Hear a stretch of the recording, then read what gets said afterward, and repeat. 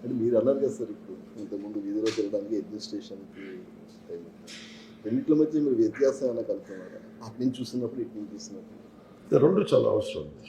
నేను basic political science books చదువుతున్నప్పుడు కానీ లేదంటే సోషల్ ఫిలాసఫీ ప్రత్యేకించి శ్రద్ధ వీటి మీద నేను అంటే special focus around I think 2001లో పెట్టాను. 2001లో దాని మీద అర్థం చేసుకోవడానికి బేసిక్ పబ్లిక్ పాలసీ మీద చదువుతున్నప్పుడు నాకు హెర్నాండో డిసోటో అని మన పెరువియన్ ఎకానమిస్ట్, దాంట్లో నాకు ప్రేరణ ఏంటంటే నీకు ఏదైనా పెరువియన్ ఎకానమీ చాలా గందరగోళంగా ఉండింది ఆ టైంలో. హెర్నాండో డిసోటో అని బుక్ ఉండొచ్చు, పేరు మర్చిపోయాను. అంటే దాంట్లో ఏముండదంటే నేను చదువుతున్నప్పుడు అంటే I want understand politics. So చాలా పుస్తకాలు కొనుక్కొని కొంతమంది ఉస్మానియా యూనివర్సిటీలో నా ఫ్రెండ్స్, కొంతమంది సీనియర్స్, బయట ఉద్యోగులు వాళ్ళందరూ నాకు చాలా పుస్తకాలు, ఆ పుస్తకం ఒకటి ఇచ్చారు. మన ప్రమోద్ అని తన ఫ్రెండ్, ఆయన ఇచ్చిన బుక్ అనమాట. సో దాంట్లో నాకు తీసుకున్న సారాంశం ఏంటంటే ఆ టైంలో షైనింగ్ పాత్ గెరిలాస్ ఉండి యువత అంతా మావోయిస్ట్ మూమెంట్స్కి వెళ్ళిపోయేవాళ్ళు. ప్రత్యర్థుల్ని ఎదురు తిరిగితే ఈ టిపికల్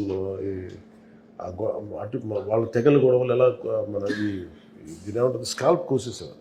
అంటే అంత extreme Maoist violence inflicted country ఆ టైం 80sలో. సో ఫ్యూజిమోరా వచ్చినప్పుడు ప్రెసిడెంట్గా ఆయన్ని ఎవరినో హైర్ చేస్తే, institute of Liberty and democracy వాళ్ళని హైర్ చేస్తే వాళ్ళు చెప్పింది ఏంటంటే మొత్తం నెంబర్ ఆఫ్ జీఓస్ కానీ అడ్మినిస్ట్రేటివ్ ఫెయిల్యూర్స్ అన్నీ మాట్లాడితే ఒక పెళ్లి కావాలి, ఒక సర్టిఫికేట్ కావాలి, ఒక డ్రైవింగ్ లైసెన్స్ కావాలి, ఏమి చేద్దాం అనుకున్నా ఇన్ని రోజులు పట్టేస్తుంది, మ్యారేజ్ సర్టిఫికేట్ కావాలి ఇన్ని రోజులు పట్టేస్తుంది, ఇవన్నీ ఉంటాయి. దీనికి సింప్లిఫై చేయాలంటే ఏంటంటే best thing is to go and reach out to people. So the went to people. ఎందుకు నాకు ఆ పుస్తకం మొత్తం నాకు ఆ వాక్యం చాలా బలంగా పట్టుకుంది.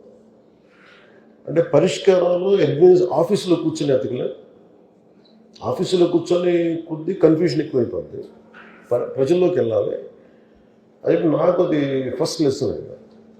సో నేను అందుకని ఎక్కువ వెళ్ళటం వల్ల అడ్మినిస్ట్రేటివ్ లాంగ్వేజ్ తెలియకపోవచ్చాము, కానీ మన ఎన్ని అడ్మినిస్ట్రేటివ్ లాంగ్వేజ్ మనం ఎంత కోడెడ్గా రాసుకున్నా, దానికి ఎన్ని పేర్లు పెట్టుకున్నా, the purpose of any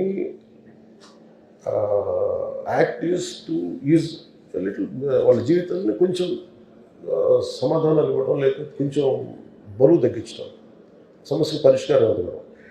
so నాకేమనిపించిందంటే నాకు రెండు హెల్ప్ అయింది. అది నేను ప్రజల్లోకి వెళ్ళి ప్రతి సమస్యను అర్థం చేసుకోవటం వల్ల దాని బ్యూరోక్రాటిక్ లాంగ్వేజ్, లీగల్ లాంగ్వేజ్ నేను ఈ రివ్యూ మీటింగ్స్లో నేర్చుకున్నాను. That's what I can say.